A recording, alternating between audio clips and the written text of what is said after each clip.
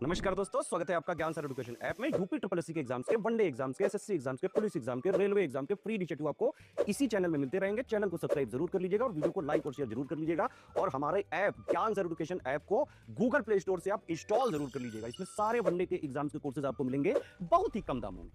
नमस्कार दोस्तों, यूपीएसआई के संपूर्ण कॉन्स्टिट्यूशन के वीडियो में एक और लेक्चर में आपका स्वागत है। इससे पहले के 110 क्वेश्चन नहीं देखें, उसको देखिए। पूरा सिलेबस का निचोड़ कवर कर रहे हैं। सारे सवाल इसी फर्स्ट में मिलेंगे। चाहे तो आप पीवाईक्यू की प्रैक्टिस करके देख लीजिएगा, चाहे तो टेस्ट सीरीज लगा के देख लीजिएगा। ठीक है, आपके लिए अच्छी न्यूज़ भी है कि ज्ञान सर एजुकेशन ऐप पे बहुत ही कम प्राइजेज में आप पूरी तैयारी कर सकते हैं यूपीएसआई की। उसमें लेटेस्ट एंड पैटर्न के 30 टेस्ट भी आपको मिलेंगे अनलिमिटेड अटेम्प्ट के साथ विथ लाइव रैंकिंग। ठीक है, तो वहाँ पे आप इंपॉर्टेंट क्वेश्चंस के टेस्ट भी लगा सकते हैं। ठीक है, चलो। कह रहा भारतीय संविधान में संपूर्ण भारत के किसी भी हिस्से में निवास करने और बसने का अधिकार जो है किस अनुच्छेद में नहीं है? भाई, in Indian constitution right to reside and settle in any part of territory of India, ये किस में दिया हुआ है भाई? तो ये किस में है?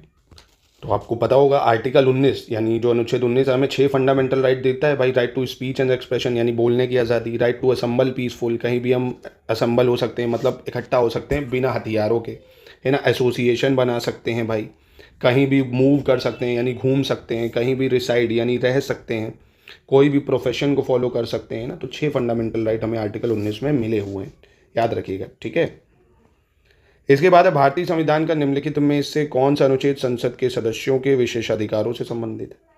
यानी विच of the following article of Indian constitution deal with privilege of member of parliament. तो मेंबर ऑफ पार्लियामेंट को यानी जो संसद के सदस्य उनको विशेषाधिकार किस अनुच्छेद के थ्रू मिला है?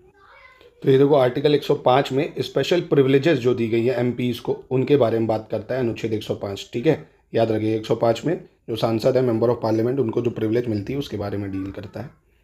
इसके बाद है भारतीय संविधान का निम्नलिखित में से कौन सा भाग राज्य लोक सेवा आयोग यानी स्टेट पब्लिक सर्विस कमीशन से संबंधित है? भाग 9, 7, 4 या 14? देखो एक एक करके देखते हैं। जैसे भाग 9, इसमें तो पंचायतों के बारे में दिया है ना, पंचायत के बारे में दिया है जिसको 73 कॉन्स्टिट्यूशन अमेंडमेंट से ऐड करा था। भाग 7 की बात करें तो भाग 7 जो है इसको बेसिकली हटा दिया गया था, है ना। भाग 7 को क्या कर दिया गया था? हटा दिया गया था, तो इसको तो हटा दो। ठीक है, भाग 4 की बात करें, इसमें डीपीएसपी यानी जो राज्य के नीति निर्देशक तत्व हैं वो दिए गए हैं। और जो भाग 14 होगा इसमें आपका यूपीएससी और स्टेट पब्लिक सर्विस कमीशन वगैरह दिया हुआ है। ठीक है, किसमें? भाग 14 पार्ट 14 में। इंपॉर्टेंट है, याद रखिएगा। आर्टिकल भी अगर पूछे तो 308 से 323 इससे संबंधित है। ठीक है, चलिए अगला प्रश्न देखते हैं। वित्त आयोग का गठन कह रहा किसके द्वारा किया जाता है? Finance commission is constituted by भारतीय रिजर्व बैंक का गवर्नर के द्वारा, राष्ट्रपति के द्वारा, प्रधानमंत्री या केंद्रीय वित्त मंत्री यानी यूनियन फाइनेंस मिनिस्टर। तो बहुत बार देखिए मैं फाइनेंस कमीशन के बारे में बता चुका हूँ कि आर्टिकल 280 में है। और पहला फाइनेंस कमीशन कौन था? केसी नियोगी। अभी 16वें फाइनेंस कमीशन जो है 1 अप्रैल 2026 से चार्ज लेंगे अरविंद पनगारिया। और इनकी अपॉइंटमेंट की बात करें तो राष्ट्रपति इनकी अपॉइंटमेंट करेगा, प्रेसिडेंट। ठीक है, हर 5 साल में। और राज्यों के लिए जो फाइनेंस कमीशन बनता है, स्टेट फाइनेंस कमीशन, वो करता है गवर्नर अपॉइंटमेंट। ठीक है, चलिए अब क्वेश्चन नंबर 115 देख लेते हैं। कह रहा भारतीय संविधान के निम्न में से किस भाग को डॉक्टर BR अम्बेडकर द्वारा भारतीय संविधान की अनूठी विशेषता के रूप में वर्णित किया गया है यानी नोवेल फीचर बोला गया है? किसके द्वारा? अम्बेडकर जी ने बोला है। तो भारतीय संविधान के किस भाग को novel feature of the Indian constitution बोला गया है यानी अनूठी विशेषता है? तो ये देखिए कहा गया नोवेल फीचर, एक तरह से जो राज्य की नीति निर्देशक तत्व है ना डीपीएसपी, उनको नोवेल फीचर बोला गया है। टीपीएसपी को अम्बेडकर जी के द्वारा novel feature of Indian constitution बोला गया है।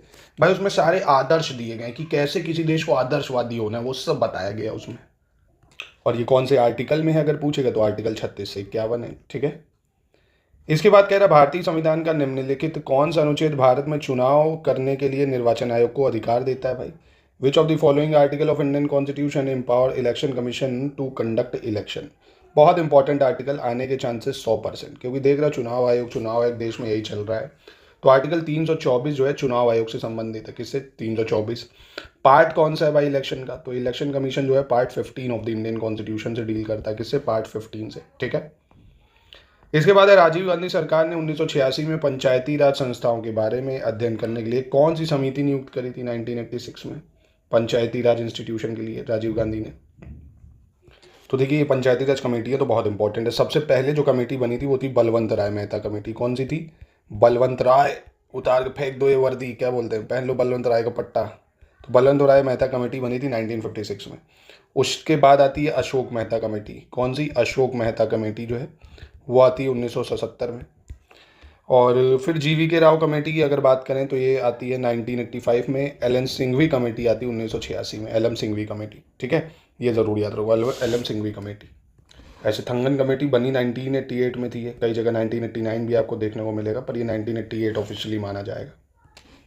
चलिए अगला देखते हैं, हमारे संविधान का कौन सा अनुच्छेद माल और सेवा कर परिषद से संबंधित है, यानी GST से संबंधित है। तो देखो हज़ारों बार ये आर्टिकल बता दिया मैंने आपको, है ना, हज़ारों बार। हमारे संविधान के कौन से आर्टिकल में? आर्टिकल 279 में। और GST को क्या ऐड करा था भाई? 101 कॉन्स्टिट्यूशन अमेंडमेंट एक्ट 2016 के द्वारा। ठीक है, याद रखिएगा। GST डे कब मनाते हैं? अच्छा हम लोग, ये तो आप भी बता दो कम से कम, GST डे कब मनाया जाता है भाई, बहुत इंपॉर्टेंट है ये। चलिए अगला प्रश्न देखते हैं। कह रहा भारतीय संविधान की प्रस्तावना यानी प्रियम्बल में निम्न में से किस मुख्य शब्द का उल्लेख भारत के सभी लोगों के बीच सामान्य भाईचारे की भावना को प्राप्त करने के उद्देश्य से किया गया है, यानी कॉमन ब्रदरहुड के लिए किया गया है? सोशलिस्ट, डेमोक्रेटिक, फ्रेटर्निटी या जस्टिस? देखो बहुत ही आसान है ना। सोशलिस्ट मतलब क्या? समाजवादी, सभी को लेके चलना। आप देखो ना, सरकार गरीबों के लिए भी स्कीम्स निकालती है ना, ताकि उनको भी मुख्य धारा मिला है।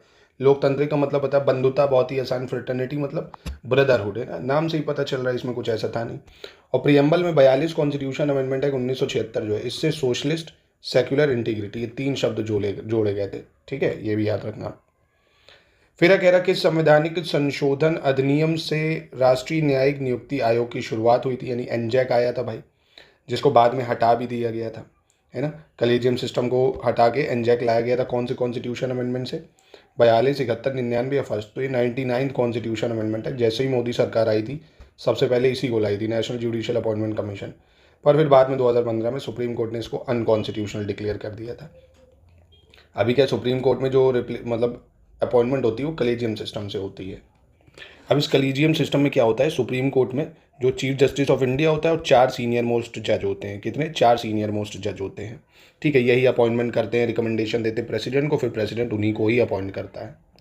अच्छा देखो, सुप्रीम कोर्ट और हाई कोर्ट के कलेजियम सिस्टम में अंतर है। हाई कोर्ट के कलेजियम सिस्टम में जो है, कौन होता है हाई कोर्ट के कलेजियम सिस्टम में? एक चीफ जस्टिस होगा और 2 अदर जज होते हैं। हाई कोर्ट के कलेजियम सिस्टम में चीफ जस्टिस और 2 जज, और सुप्रीम कोर्ट के कलेजियम सिस्टम में चीफ जस्टिस होता है और 4 सीनियर जज होते हैं। ठीक है, तो इसको ज़रूर याद रखना। आपके लिए जाते जाते सवाल है कि टोटल स्ट्रेंथ क्या है सुप्रीम कोर्ट के जजेस की, प्रेजेंट टाइम में सुप्रीम कोर्ट में कितने जजेस हैं। ठीक है, और पहला चीफ जस्टिस कौन था, ये आपके लिए होमवर्क दे रहा हूँ मैं। ठीक है, फर्स्ट चीफ जस्टिस और total strength of supreme court जजेस। ठीक है, मिलते हैं नेक्स्ट लेक्चर में। वीडियो को फॉलो करते रहिए और हमसे जुड़ने के लिए नंबर पर कॉन्टैक्ट कर सकते हैं जिस भी एग्जाम की प्रिपरेशन करना चाहते हैं।